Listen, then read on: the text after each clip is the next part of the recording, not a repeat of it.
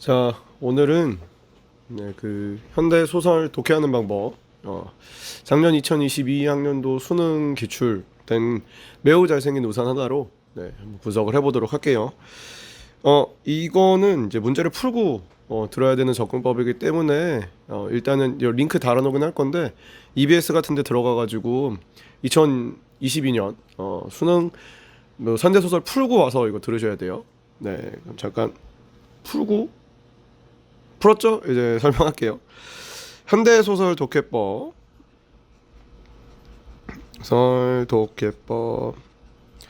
일단 문학은 이전에 아마 내가 현대시 올렸을 건데 보기를 기준으로 생각하는 게 되게 중요해요. 어쨌든 예술 파트이기 때문에 생각이 되게 다양할 수 있거든요. 그래서 보기를 생각을 제한해서 우리가 해석을 해주셔야 됩니다. 현대소설 독해법 맥시멈을 한 5가지 정도 이제 얘기를 해보면, 현대소설은 기본적으로 특수성을 기반으로 해서 아주 다양한 상황들이 나올 수 있어요. 그래서 제일 먼저 보기를 보고 보기에 있는 내용들을 모조리 다 필기를 해줍니다. 지문 위에. 간혹 가다가 보기를 보고 뭐가 중요한지 모를 수 있어요. 그러면은 일단은 필기를 해줍니다. 뭐가 중요한지 모르겠지만. 자, 그리고 두 번째, 일단은 앞부분에서 첫 부분 이제 앞에 좀 읽어줄 때 현대 소설은 되게 다양한 시간이나 배경이나 전형성이 없고 특수하기 때문에 최대한 앞부분에서 이 사람의 인물의 성격이나 아니면 시대 내지는 배경 등을 잡아줍니다.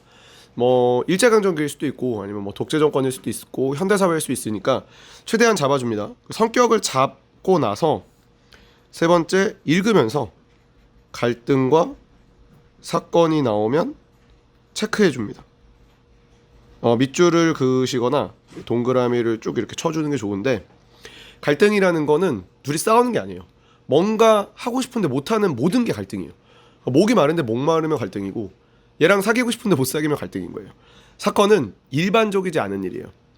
일반적이지 않게 갑자기 총알이 날라오거나, 일반적이지 않게 손에서 얼음이 막 나오거나, 일반적이지 않게 언니랑 싸우는데 언니가 도망가거나, 뭐 이런 것들을 일반적이지 않은 모든 상황을 사건이라고 합니다. 얘를 찾아서 체크합니다. 자, 근데 인물의 성격과 시대를 파악을 해야 이 일반적이지 않은 사건들을 체크할 수 있는데, 예를 들면은 전쟁 한 도중이라고 봤으면 폭탄이 날라오는 거는 사건이 아닐 수 있어요.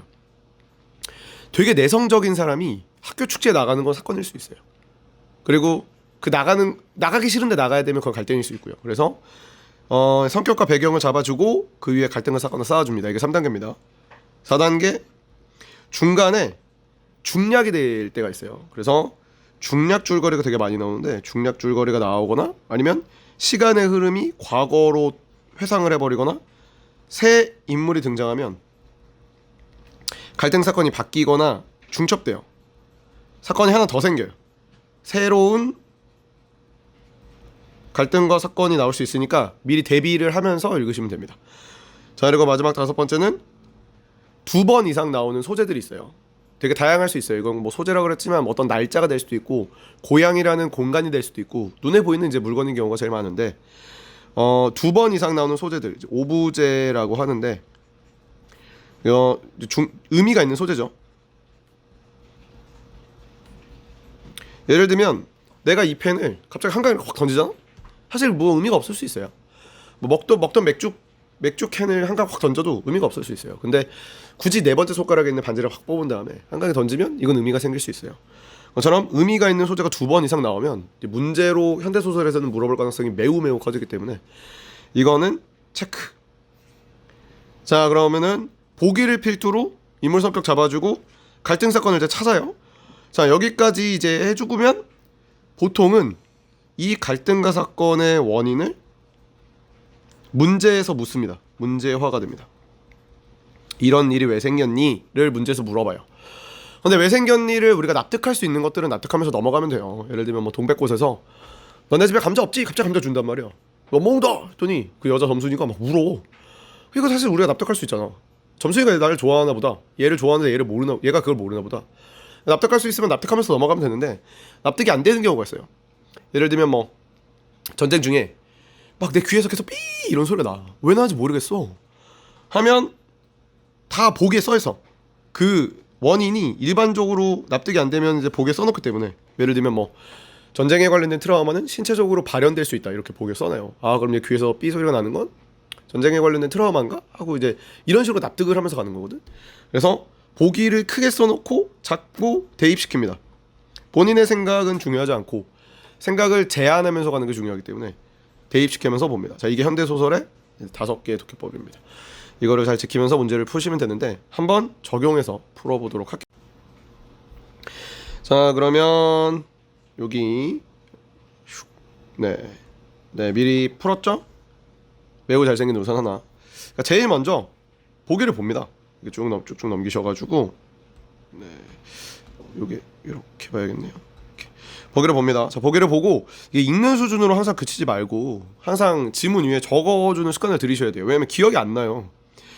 자, 기득권을 지키기 위해 권력관계에게 민감하게 반응하고 권력관계가 형성되기 위해서는 타인의 승인이 요구되는데 승인이 되면은 권력관계를 얻고 승인이 거부되면은 이거 못 얻는데요.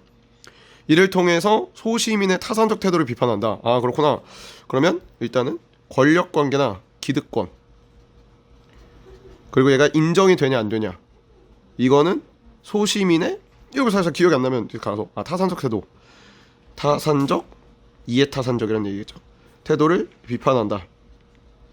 자 그럼 이 글은 어떤 갈등과 사건이 있었을 거고 그거의 원인은 뭔가 기득권에 관련된 걸 잡으려고 하는 거야. 인정이 되는가 안 되는가에 관련된 이야기일 것이다 를 생각하고 이제 글을 읽어주면 되는데 갈등 사건 위주로 읽었을 테니까 체크를 해보면 일단은 묵은 습관을 버리고 새로운 습관을 붙였다라는 것 자체가 굉장히 큰 사건, 일반적이지 않은 일이라고 보시면 돼요.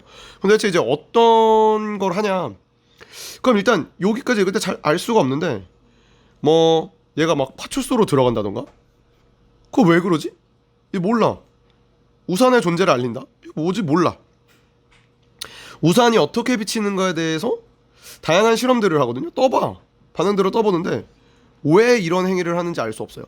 그럼 일단 기득권과 관련이 돼 있지 않을까라고 생각하는 게 되게 중요해요. 아닐 수도 있겠지만 좀 더 뒤에 가면 확실하게 확인을 하겠지만 그래서 도대체 왜 그러지 하고 몇 가지 결론을 냈어요. 첫째는 진짜 무전기에 익숙한 사람은 그러니까 이 소설에서 여기에서 이제 우리가 확인을 할 수 있어. 제외하면 대부분 우산에 넘어가는 이 우산은 무전기에 익숙한 사람이 넘어가지 않으니까 무전기에 익숙하지 않은 사람들은 넘어가? 뭘? 우산을 무전기라고 생각하나? 그러니까 여기서 이제 우산이 긴 장우산이 아니라 요만 단우산이야. 둘째는 무전기를 지니고 있었을 때 사람들의 태도가 달라져. 여기서 보기를 크게 적고 접근하셔야 되는데 기득권이 승인받은 거야. 권력의 승인을 받은 거지. 이런 소설이구나. 자 그리고 케이스 끝부분만 감잘나게 보여주는 것도 되게 효과가 있다. 그래서 김달채는 스포츠 머리로 더 작게 깎았어요. 왜? 얘 약간 경찰처럼 거짓 불행하는 거지. 그런 이야기구나 하고 생각하시고 자 그러면 우산이 사실 여기서 너무 많이 나온단 말이야. 오케이 이거 우산이 오브제구나. 문제에서 물어보겠다. 우산은 권력을 상징하는 것 같은데 그리고 중략되면 새 사건이 추가될 거예요. 찾으려고 했죠. 또 뭔가 기대감과 흥분감 이건 일반적이지 않으니까 사건이 터진 거야. 그럼 뭐지?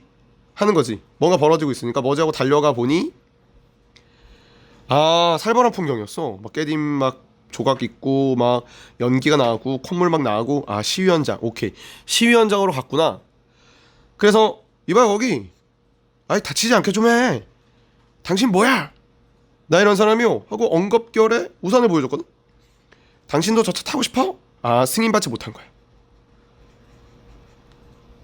그랬더니 무 먹다 들킨 아이처럼 무추림 꼬락서니가 돼버렸구나. 이거는 타산적인 거에 관련된 비판을 한다 그랬으니까 이게 지금 김달채에 관련된 약간 비판인 것 같아요.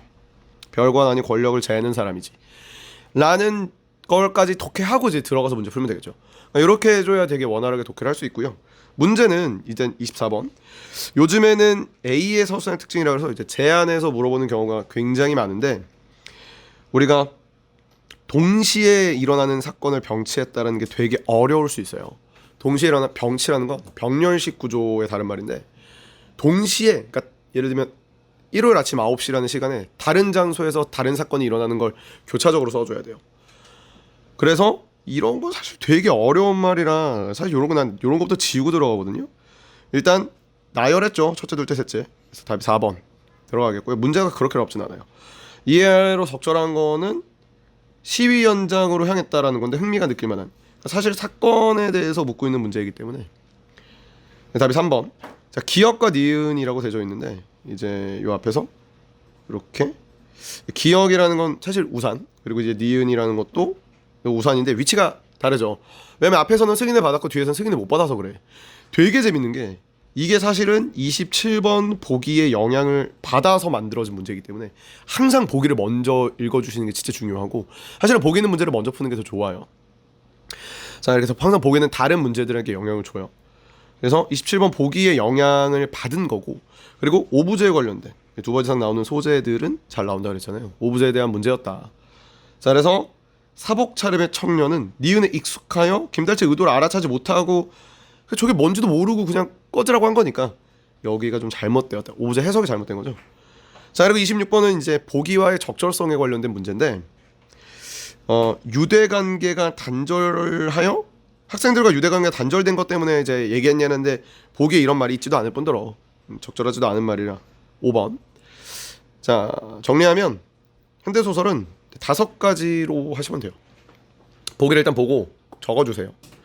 자, 그리고 인물 성격 배경을 아셔야, 현대소설은 되게 특수해가지고 이 성격 같은 걸 알아야 사건을 쌓아갈 수 있어요.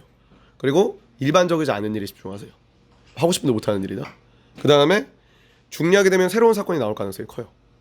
그리고 2번 이상 나오는 소재를 잘 보세요.